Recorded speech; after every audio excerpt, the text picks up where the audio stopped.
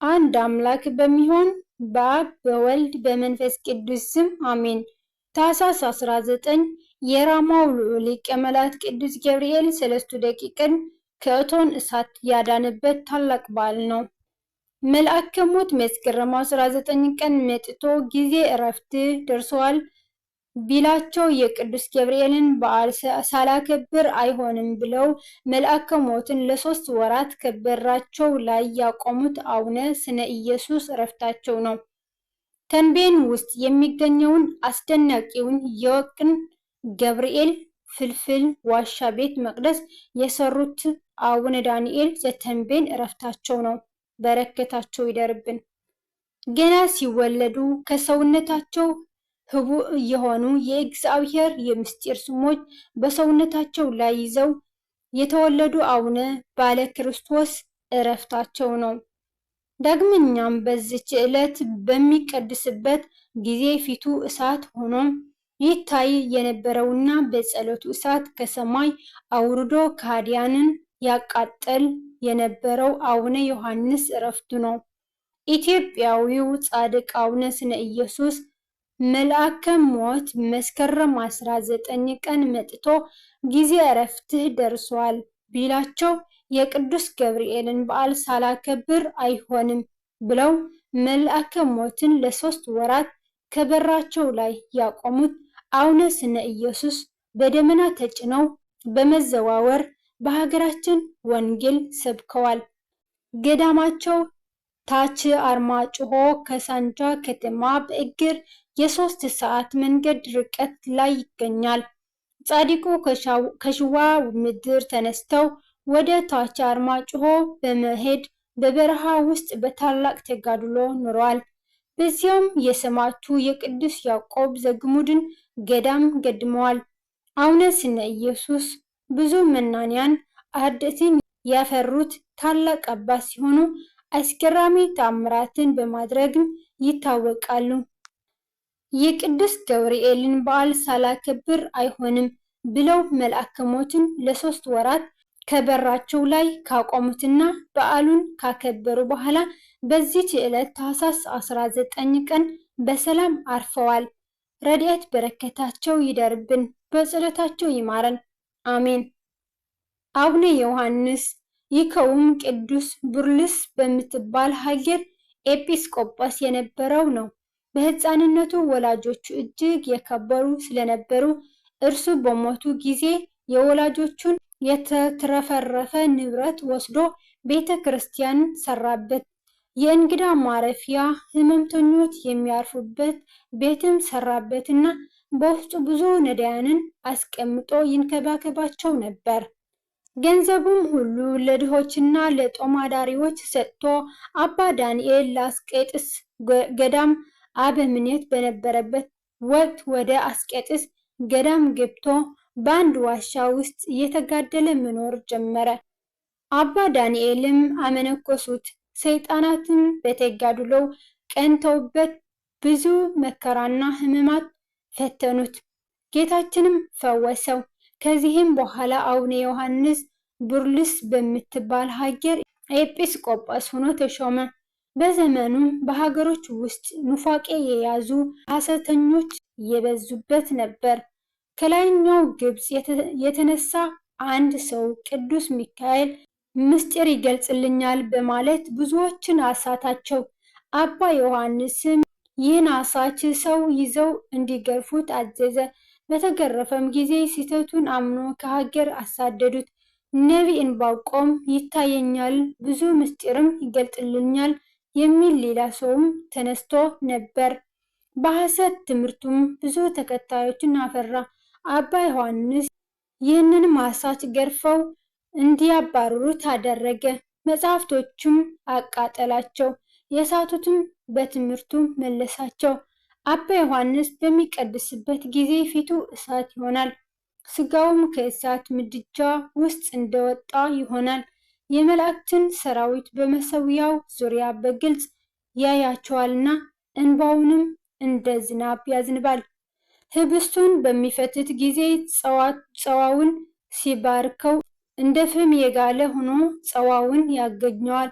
በቀን በልተው የሚቆርቡ ክፉ ሰዎች ተነስተው ሳለ አስተምሮ ሊመልሳቸው ቢሞክር ፈጽሞ እምቢ አሉት። ባልተመለሱም ጊዜ አወገዛቸው።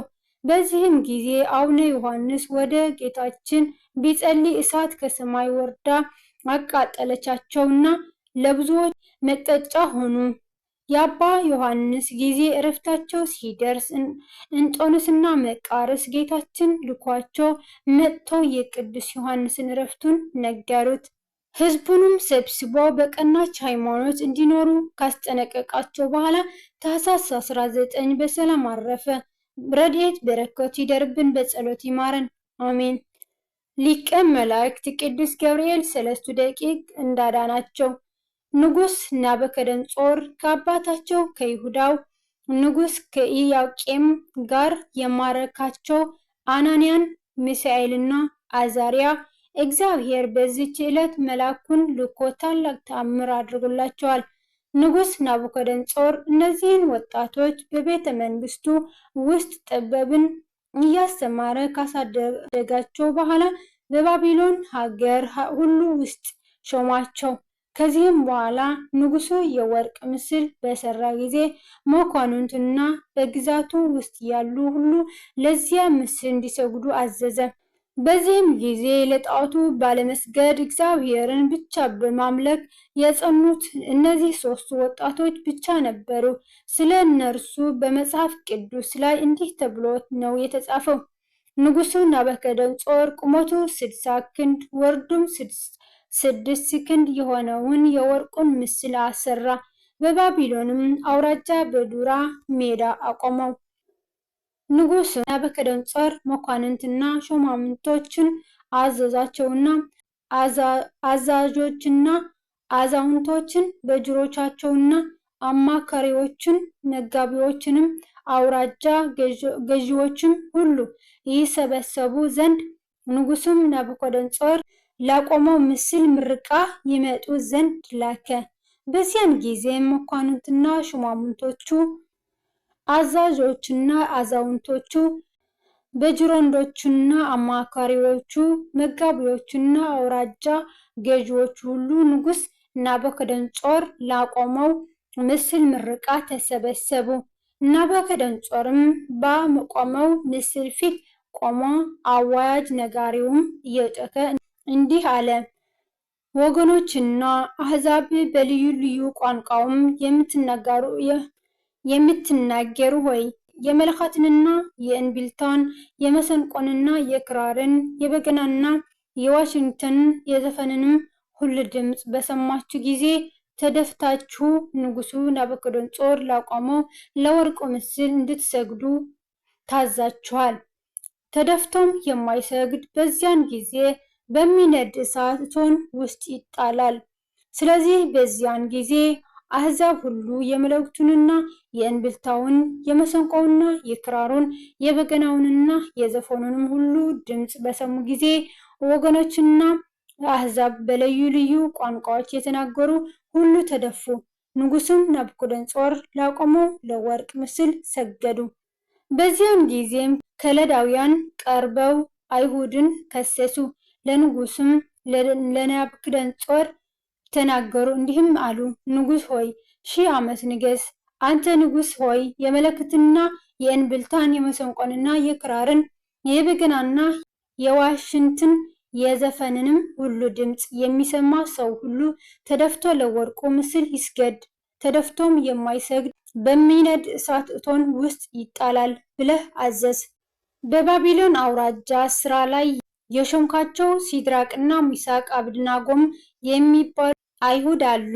ንጉስ ሆይ እነዚህ ሰዎች ትእዛዝህን እምቢ ብለዋል፣ አማልክትህን አያምልኩም፣ ላቆምከውም ለወርቅ ምስሉ አይሰግዱም። ናቡከደነፆርም በብስጭትና በቁጣ ሲድራቅና ሚሳቅን አብድናጎንም ያመጡ ዘንድ አዘዘ።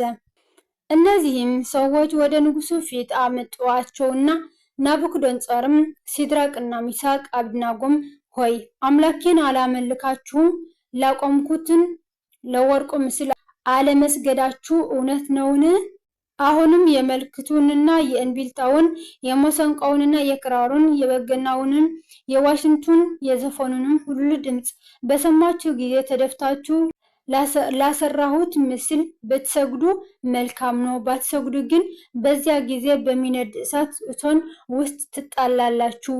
ከእጄ የሚያድናችሁ አምላክ ማን ነው ብሎ ተናገራቸው።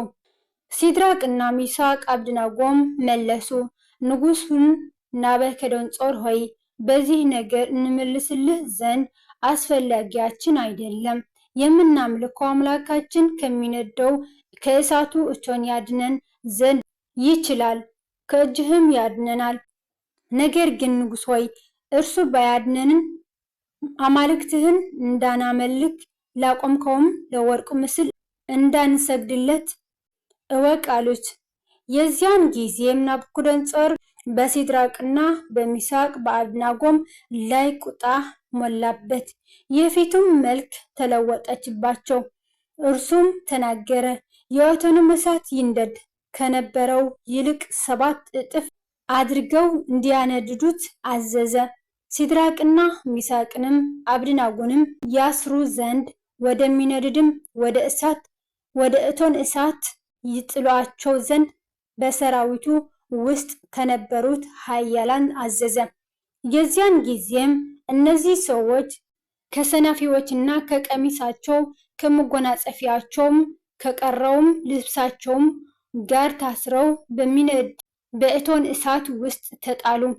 የንጉሡም ትእዛዝ አስቸኳይ ስለሆነ የእቶኑም እሳት እጅግ ስለሚነድ ሲድራቅና ሚሳቅን አብደናጎንም የጣሏቸውን ሰዎች የእሳቱ ወላፈን ገደላቸው።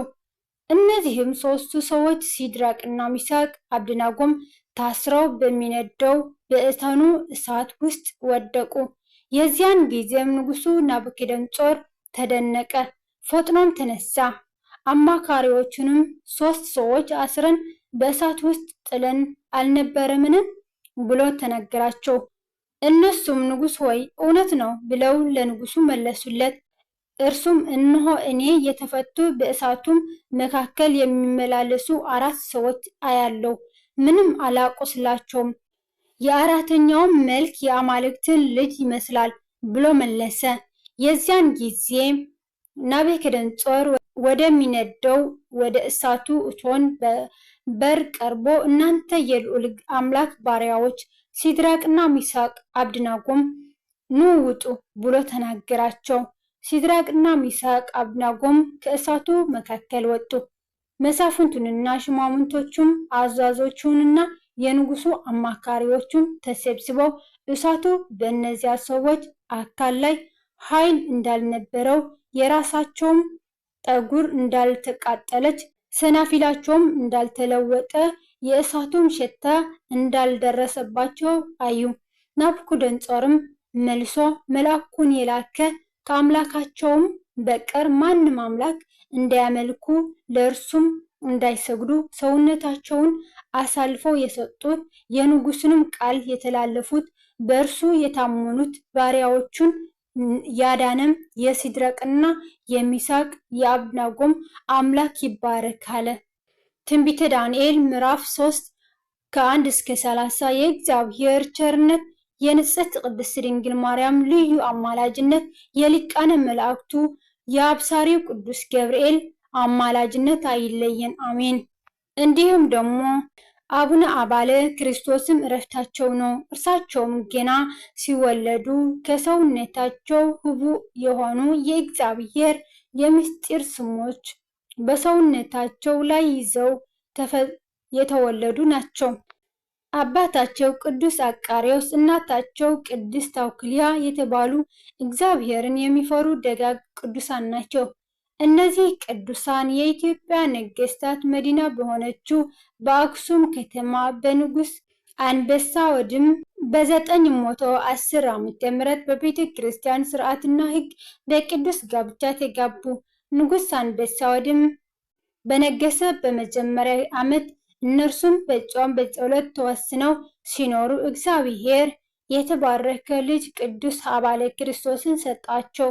በዚህም መሰረት አቡነ አባለ ክርስቶስ የካቲት 19 ቀን በአክሱም ከተማ ተወለዱ። እንደ ነቢዩ ቅዱስ ኤርምያስ በእናታቸው ማኅፀን ሳሉ የተመረጡ ብፁዓት ናቸው። ብፁዕ አባታችን አባለ ክርስቶስ ከሰውነታቸው ኅቡዕ የሆነው የእግዚአብሔር የምስጢር ስሞች በዕብራይስጥ ቋንቋ ዲካባ፣ ማርቲያስ፣ ከስቢኤል የተባሉ ኅቡዓን የምስጢር ስሞችን በሰውነታቸው ላይ ይዘው ተወለዱ። እናታቸውና አባታቸው ይህንን ተአምር በማየት እየተደነቁና እየተገረሙ ትርጉም ምን ይሆናል እያሉ ሲደነቁ ሊቀ መላእክት ቅዱስ ሚካኤል በድንገት መጥቶ የእግዚአብሔር አገልጋዮች ጻድቃን ሆይ ሰላም ለእናንተ ይሁን አላቸው። ዳግመኛም እኔ የመጣሁት በእግዚአብሔር ትእዛዝ ነውና እነዚህን የእግዚአብሔር ኅቡዓን ስሞች ልተርጉምላችሁ መጥቻለሁ።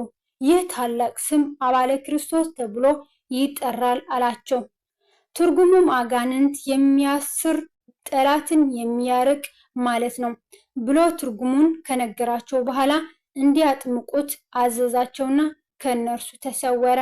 ከዚህም በኋላ ወላጆቻቸው ቅዱስ አቃሮስ እና ቅድስት ታውክልያ በመላኩ ትእዛዝ መሰረት ወደ አክሱም ሊቀ ጳጳስ ወደ አባ ሉቃስ ዘንድ ወሰዷቸው።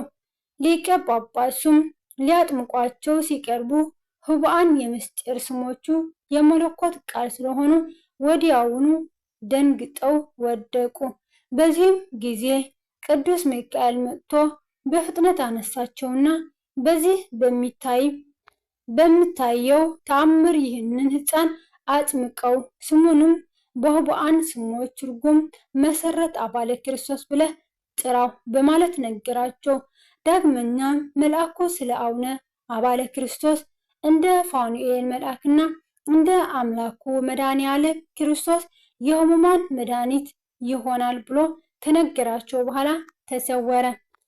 ከዚህም በኋላ ሰኔ 19 ቀን ሊቀ መላእክት ቅዱስ ገብርኤል አቡነ አባለ ክርስቶስን ከወላጆቻቸው ለይቶ ወደ መምህር አሮን ዘንድ ወሰዳቸው።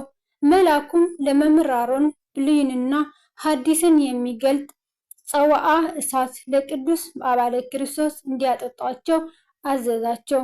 አባታችንም ትምህርታቸውን ጨርሰው ቅዱስ መጻሕፍትን ሁሉ ካወቁ በኋላ ከአቡነ አሮን ጋር የመነኮሳት መጋቢ ሆነው ከቆዩ በኋላ ዳግመኛ ቅዱስ ገብርኤል ተገልጦላቸው በዚህ ያለውን አገልግሎት ይበቃሃል በማለት በደመና ጭኖ ወደ ትውልድ ቦታቸው አክሱም አምጥቶ ደብረ ጾማዕት ገዳመ ጴንጤሌዎን አደረሳቸው። ከ9ቱ ቅዱሳን አንዱ የሆኑት የደብረ ጾማዕት አቡነ ጴንጤሌዎንም መልአኩ ከሰማይ አምጥቶ የሰጣቸው አስኬማ መላእክት ለአቡነ አባለ ክርስቶስ አለበሳቸውና መስከረም 19 ቀን በአክሱም ጽዮን አመነኮሳቸው። ከዚህም በኋላ አቡነ አባለ ክርስቶስ ናዕዴር ወደምትባል ሀገር ልዩ ስሟ ወደ መድኃኒት አልሃቲያ ሄዱ። የአቡነ አባለ ክርስቶስ ገዳም ገድላቸውን መሰረት አድርጎ ያሳተመው ማስታወሻ እንደሚገልጠው በዚያ የነበሩት ብዙዎች ሰዎች በአጋንንት እስራት የተያዙ፣ መናገር የማይችሉ፣ ማየት የማይችሉ፣ መራመድ የማይችሉ፣ መውለድ የማይችሉ ነበሩ። ሆዳቸው በስራይ የታመመው ስለነበሩ አባታችን ሁሉንም የአካባቢውን ሕሙማን ታምራት እያደረጉ ፈወሷቸው። ከዚህም በኋላ ጻድቁ ወደ ኢየሩሳሌም በደመና ተጭነው በመሄድ ከጌታችን መቃብር ከጎልጎታ አፈርና ከዮርዳኖስ ውሃ በአጽፋቸው ቋጥረው በማምጣት በሀገሩ ላይ ረጩት። አጋንንትን ጨርሰው ጠፉም። በቦታውም ላይ በመስቀላቸው ባርከው ማየ ጸሎት አፍልቀው ለመላው ዓለም መድኃኒት የሚሆን ጠበል አፍልቀው እስከ ዕለተ ምጽአት ድረስ ሕሙማንን እየፈወሱ ይኖራሉ። ከዚህም በኋላ ጌታችን አምላካችን መድኃኒታችን ኢየሱስ ክርስቶስ ለአባለ ክርስቶስ ታኅሳስ 18 ቀን ቅዱሳን መላእክቱን አስከትሎ በመምጣት ተገልጦላቸው ታላቅ የምሕረት ኪዳን ገባላቸው። በኋላ በማግስቱ የቅዱስ ገብርኤል በዓል በ332 ዕድሜያቸው በክብር አርፈው ጻድቁ ከዓለት ፈልፍለው ባነጹት ቤተ መቅደስ ውስጥ ተቀበሩ። ጻድቁም በተሰጣቸው የምህረት ቃል ኪዳን መሰረት በገዳማቸው ደብረ መድኃኒት አልሃቲያ እጅግ ድንቅ የሆኑ ተአምራትን እያደረጉ ይገኛሉ። ጻድቁንም ሆነ አስገራሚው ገዳማቸውን ብዙ ሰው አያውቀውም እንጂ የገዳሙ የሚገኝበት ቦታ ሩቅ አይደለም። የሚገኘውም ከአክሱም ወደ ማህበረ ደጌ በሚወስደው መንገድ 25 ኪሎ ሜትር ርቀት ላይ ነው። ከአለት ተፈልፍሎ የተሰራው የጻድቁ ገዳም በተፈጥሯዊ አቀማመጡ ድንቅ ከመሆኑም በላይ ባለ ታላቅ ቃል ኪዳን ብዙ ተአምራት የሚፈጸምበት የምህረት ቦታ ነው። ከፈዋሹ ጠበላቸው በተጨማሪ በገዳም ውስጥ ጻድቁ ያረፉባት የነበረችውና እብነ ሕይወት ተብላ የምትጠራው ድንጋይ እንዲሁም የመካኖችን ማህፀን በመፍታት የምትታወቅ የጻድቁ በትር ድንቅ ታምራትን እያደረጉ ይገኛሉ። በየዓመቱ ታኅሳስ 19 ቀን የጻድቁ በዓለ ዕረፍታቸውና የመልአኩ የቅዱስ ገብርኤል በዓል በጋራ እንዲሁም የካቲት 19 ቀን የጻድቁ በዓል ልደታቸው በድምቀት ይከበራል። የአቡነ አባ ለክርስቶስ ረድኤት በረከታቸው አይለየን፣ በጸሎታቸው ይማረን፣ አሜን። በወደቀ በነጠበ አፈ ቅዱሳን ይታረምልኝ። ወስብሐት ለእግዚአብሔር ልዑል ወለወላዲቱ ድንግል ወለመስቀሉ ክቡር